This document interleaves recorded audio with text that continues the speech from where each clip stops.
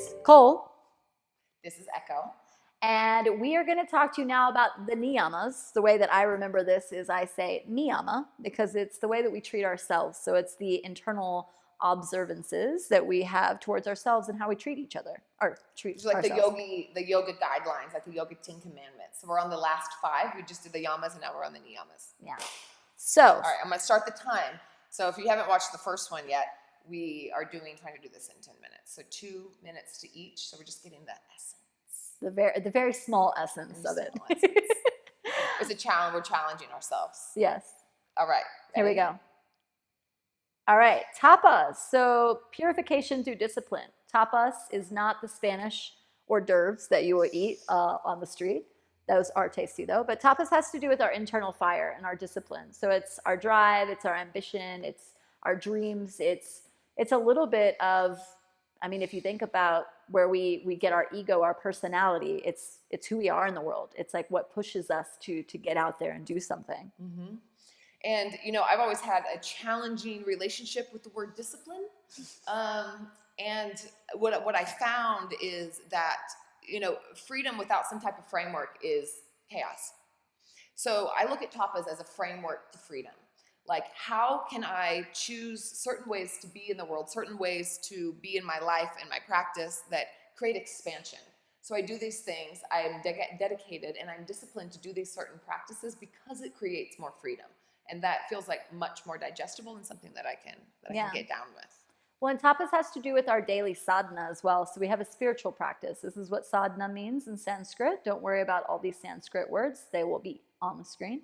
But sadhana is the way that we show up each day. So that can be a 2-minute practice. It could be a 5-minute practice. It could be sitting on your mat and meditating. It could be moving through yoga, whatever it is for you. But showing up for yourself and having that internal willpower or that fire to just be there for yourself. We show up for everyone else in our life. So sometimes we need to just step back and show up for ourselves.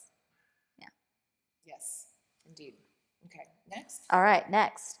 We've got Santosha, contentment. This was also a really challenging one for me because actually I had a least favorite word in high school. I'm a big debater. If you know me, you definitely know this about me. But we used to talk about like our least favorite word, and a conversation that I would have a lot was that my least favorite word was contentment, because even the way I said it, like my face changed a little bit. She turns it into contentment. Contentment. I'm content. Because I thought that it meant like giving up, not having drive, defeat, not having desire, because I'm a very desirous creature and I want things, I want experiences, I want to grow and I want to expand. And I thought the contentment was the opposite of that it was like an apathy.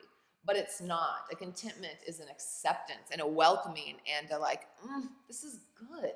Mm-hmm. And it took me a while to realize what that was. Whenever I heard that whenever I was first starting yoga and I read that this was something I was supposed to be doing, I was like, no.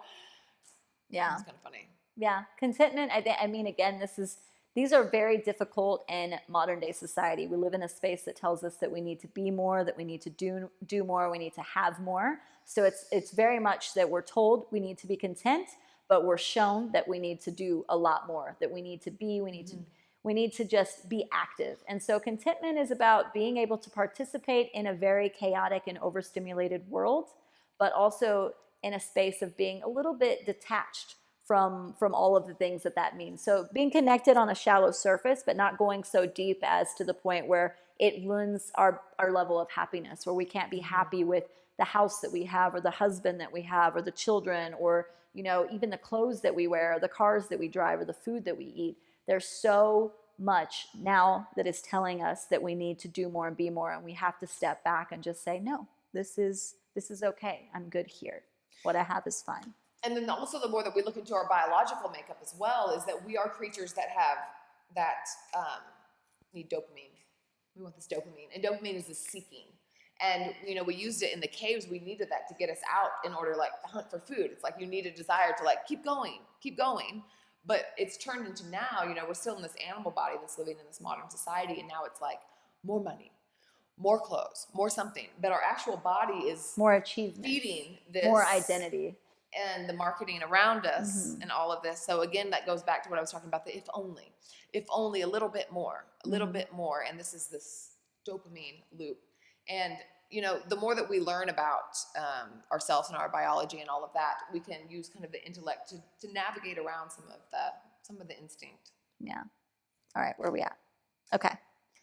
Whew, we're going over. All right, next, saucha, purity. So, purity is a tough one. This is another one I have a problem It's a tough with. one. Yeah, I don't like this one. No, purity is a tough one, but my interpretation of saucha is that we're pure of heart, and that we're pure of mind, and that we can be transparent when we mess up or when we have transgressions, and that we could take a step back and we can admit when we're wrong, we can apologize, we can do our best to show up better each day. And it's the same on the yoga mat. With saucha, we want to show up to our yoga mat ready to sit with confidence and with santosha, with our contentment, to just be and to allow things to come up. If thoughts come up that disturb us and we have this mental clutter, we just allow that to be, and we allow it to naturally cleanse itself, and we don't grasp to needing to control things. So the purification and the purity of saucha is about understanding our imperfections and understanding our human nature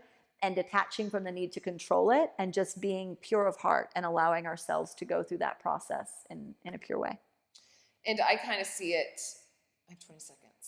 I see it as an integrity of like how I'm going to align my thoughts, my actions, and my words. And am I showing up there in all of the different ways? Keeping my side of the street clean, seeing my part in things, not always pushing things out. We normally have a tendency to be like a blamer, accountability, a self-criticizer, minimizer. There's all these certain ways that we kind of have tendency towards, and it's being able to see that and to know that and to kind of like realign. We're always coming out of alignment. Balance is a constant process, but that we're always coming back and we're always working on that. Okay. You go, girl. With 4 seconds. Well, Yeah, we're good. So Svadhyaya, self-study. This is probably one of our favorites, actually, when it comes to niyamas. Yeah, nerds. So Svadhyaya, plus it's just fun to say, Svadhyaya. But self-study.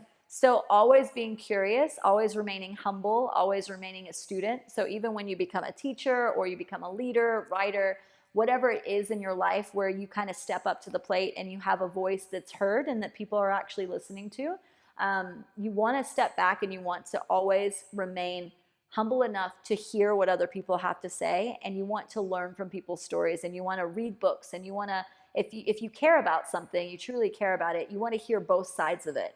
You want to be able to step into that space where you hear both sides and you don't become so set in your ways. So yeah, remaining curious is a big one for me. Yeah, beautiful. That's one of my favorite attributes is curiosity in myself and in others. And another thing about self-study is you're studying, but then also studying the self. So this is what we're doing when we're on our mat and we're in meditation, and we're really we can do it in all different ways. I'm studying myself. What is going on? Creating this relationship with myself. What are the sensations? What are the feelings? What are my patterns? What are my tendencies? What are my obstacles? So really kind of turning the mind on itself and digging deep. And it is endlessly fascinating and scary and funny and light and challenging, and it's beautiful. Now because you said that, it reminds me of one of my favorite scientists says all research starts with me search. So it's the same thing. It's me search. So that's exactly the only reason that we know any of this is because we really needed to hear it at one point. Okay, we've gone over on that one. Okay. Ishvara Pranidhana. Surrender to the higher.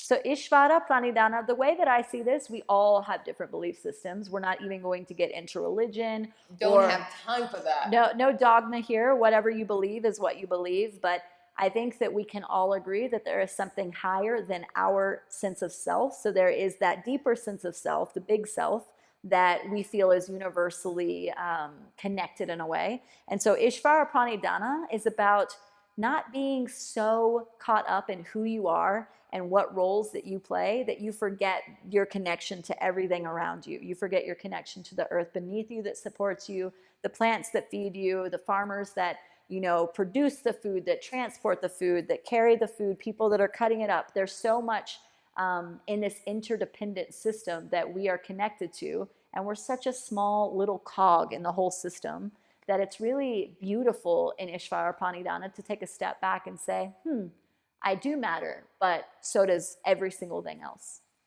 Yeah, and I kind of like to look at it as like being right-sized. Seeing our place in the world and seeing the symbiosis, and also that we're part of like a cog in a wheel, or this minusculality. I just made that word up. I feel like that's a word. Beautiful. Minusculality. I like words. It's pretty. But being right-sized, we get so caught up in these horse blinders and not realizing, like, oh, just letting things be, being part of, rather than trying to navigate and control. Like, regardless of what your belief is, that we're part of a greater system, and it can be really that simple. This is another one that I've had a hard time with. I tend to argue against everything, but this has, falling into ease with wonder. We don't need to know. I like that. And so one thing to close this up with the Niyamas is that it is the second branch of yoga. And so the first starts with our external communication and with how we treat one another as a system, and the Niyamas are the internal observances. So first comes everything else, and then second comes ourselves. And this isn't generally the way that we live our lives. So it's really beautiful to see that even 5,000 years ago, that, you know, when we had the 8 branches, or when we had the 8 limbs of yoga, that first, that was the most important thing, was how we treated one another. Then it circled back to us, and then we begin to move up. So as you move throughout your time and self-study and start to learn about these concepts, remember that it's very important to see others first, and your identification with them in the way that you communicate, and then bring it back to that curious space of surrender to something that's higher than yourself. Yeah. And I'll give a book recommendation. That there's a really beautiful book, aptly named The Yamas and the Niyamas. It's by Deborah Adele, and it's a really beautiful book, and she makes it really digestible, and maybe not digestible as 2 minutes a piece, but very digestible and much more thorough. And it's a really beautiful read if you're interested in more. So, thank you guys. Ciao. Ciao.